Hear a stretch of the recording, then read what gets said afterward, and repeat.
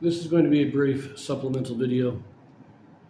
We just read in Exodus 6, kind of a genealogy of Moses and Aaron and their descent from Levi. In this, we are given the ages the age of Levi when he died, the age of Korah, Levi's son, when he died, and the age of Amram, who was the father of Moses, when he died, the son of Korah. So we have Levi, Korah, Amram, Moses. This is the descent. A couple of things to note in this genealogy that I didn't have time for in my previous video. Because of this, we can actually calculate an estimated time for how long Israel was in Egypt. Now, there is the statement that they were there 430 years, which will come up in a later chapter in Exodus. They stayed after 430 years. But in the book of Galatians, in the epistle to the Galatians from Paul, he states that the law of Moses was given 430 years after the covenant was made with Abraham. And some ancient historians, Josephus in particular, states that the 430 years is not just the time that they were in Egypt, but the time from Abraham receiving the covenant to the coming out of Exodus. So the time that they were sojourners. Abraham calls himself a sojourner or a stranger in a strange land. In chapter 6 of Exodus, the Lord talks about them being strangers in Canaan, and calling it the land of their pilgrimage.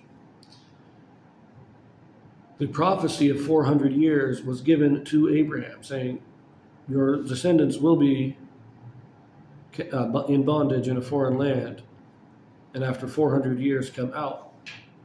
So that 430 years, while most people have said that they were in Egypt for 430 years, when we look at the details of what is actually in the Bible, the 430 years can't be the entire time they were in Egypt. It has to be from Abraham to Moses. And we know this because we are given these ages and this timeline is spelled out for us here. Now, we are not given, it's not spelled out, it's not like in Genesis, in the beginning, where it says, Adam was 130 when Seth was born, and then he lived this long, and Seth was 110 years old when Enos was born. We don't have it spelled out quite like that. But we have enough information that we can estimate, and we can get a good estimate. So when we look back in Genesis, what information do we have? If you will recall, Jacob was 130 when he moved to Egypt. At that time, Joseph was 39. This means that Levi, who was born approximately 3 or 4 years earlier, would have been 22 or 23. When Jacob died, at the age of 147, this is 17 years later. Joseph is now 56. Levi is about 60 years old. He may have been 59 or 60.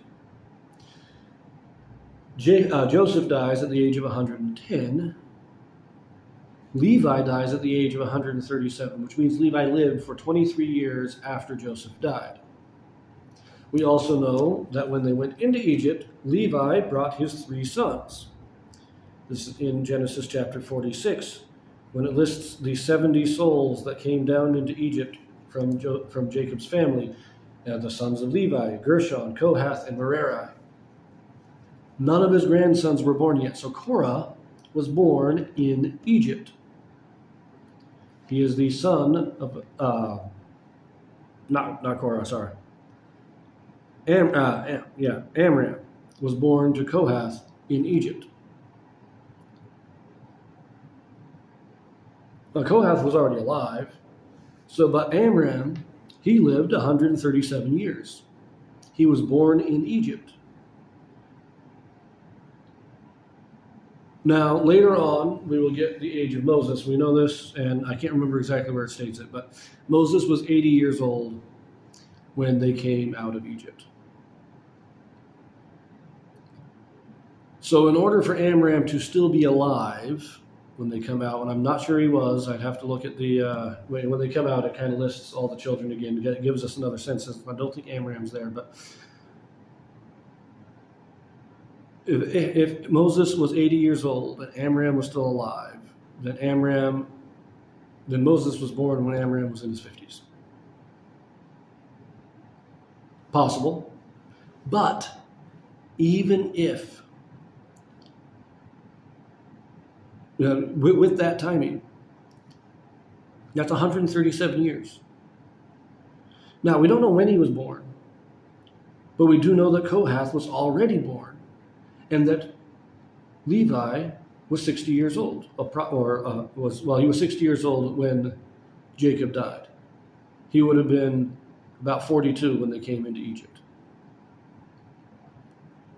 Korah was already born, probably around 20 years old, and he lives 110 years. So that's 90 years that he lived in Egypt. Amram is born sometime in there. We have this fairly well established. It wasn't 400. Even if you lined up all these men, as you know, we know Kohath. Kohath was already born. He was already alive when they moved into Egypt. But say he was born the year before they got there, and so his 110 years were all in Egypt. Amram's 137 years are all in Egypt. That's 247. We add the 80 years of Moses. That is still only 317. Nowhere near the 430 required for them to be in Egypt for 430 years. And we know that they weren't being, Amram wasn't born the day that Kohath died. Kohath was probably in his 30s. And also, Amram was likely the firstborn of Kohath, so Kohath was probably not in his 30s. He was probably in his 20s when Amram was born. Now, Aaron was the firstborn of Amram, and Moses was born later. Remember, Miriam was born before Moses. So, Moses was probably born when Amram was in his 40s, or mid-30s, somewhere in there. And so we get this timeline that if Kohath was, say, 30 when Amram was born, I think that's a little bit late in the time, but say he was 30. He was 20 when they come into Egypt, and he's 30 when Amram's born. Amram is in his 40s when Moses is born. So that gives us 10 plus the 40 is 50 years. 80 years later, Moses leads Israel out of Egypt. That's 130 years that they're in Egypt. I generally estimate that they were there in captivity. They were actually probably in Egypt for about 200 years and slaves in Egypt for about 150. Now, I take that partly from the book of Jasher. The book of Jasher gives us a more complete timeline, but it lines up to what the Bible says. We can see this timeline in the Bible. Now, some people have tried to dismiss this. They had to have been in Egypt for 430 years. And so it wasn't really just these four generations. It didn't go Levi, Kohath, Amram, Moses. It was Levi and his time period. And after Levi died, then the next generation began with Kohath. But Kohath wasn't actually Levi's son. He was the next after Levi's death. And it's something like that. But it's not what the Bible actually says. The Bible tells us they were in Egypt about 200 years, and they were in slavery maybe 150. I do want to mention one last thing that I forgot in the last video, is that it states here that Amram took him Jochebed, his father's sister, to wife. Now, we know Abraham married his niece. Abraham married the daughter of his brother Nahor. Not Nahor, Haran. He married Haran's daughter. Nahor married Haran's other daughter, Milcah. So he married his niece. Isaac married his cousin. Jacob married his cousins. Amram married his aunt, his father's sister. Remember, Kohath is the daughter of Levi. Amram married Kohath's sister. Jochebed was Kohath was the son of Levi, Jochebed was the daughter of Levi. So Amram married his aunt. You will note that Jochebed is not listed among the 70 in Genesis chapter 46, who came down to Egypt with Jacob.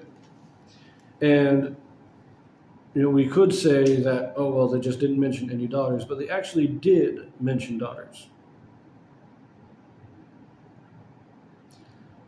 So there was one guy here, yes, right here. And the sons of Asher, or the sons of Gad,